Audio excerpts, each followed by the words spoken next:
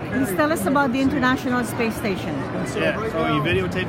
So the space station is up there now, and they have 6 people on the station that are rotating, goes around the Earth 15 times a day.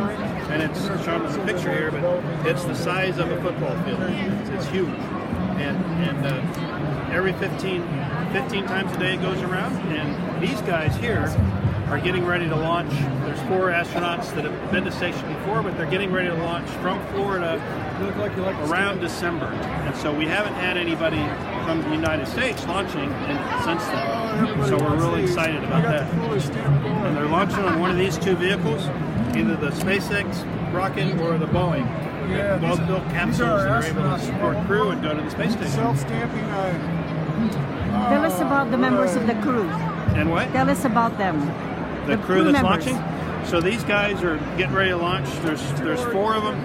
They're all astronauts that have flown to the space station before. They're NASA astronauts, and they were hand-selected to be the first to launch on these new vehicles. Oh, they were hand-selected? Yes. What does it entail to be able to be part of the crew? What do you have to be? Like very experienced? They have to be scientists? They have to be...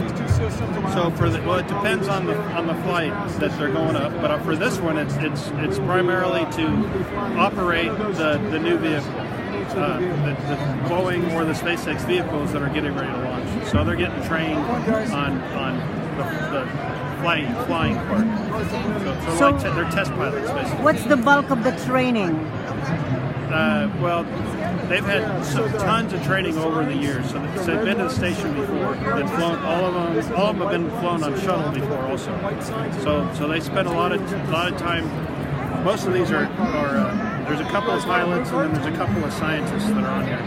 So the pilots flew aircraft before they became astronauts, and then the others went to regular school for engineering or science, computer science, or some of the various sciences to get there. So when is the start of the exploration? When are they leaving? Are they leaving sometime? To launch to go to station. So they're planning in December to launch these 2 vehicles. This December? This December from Florida. And how long will it be? They will, for this one, it's a demonstration flight, so they'll go up there for about a week. They'll be docked at the station for about a week. The whole flight will be about 12 days long. I see. So it's a demonstration thing. Yeah. And after that, what happens? And then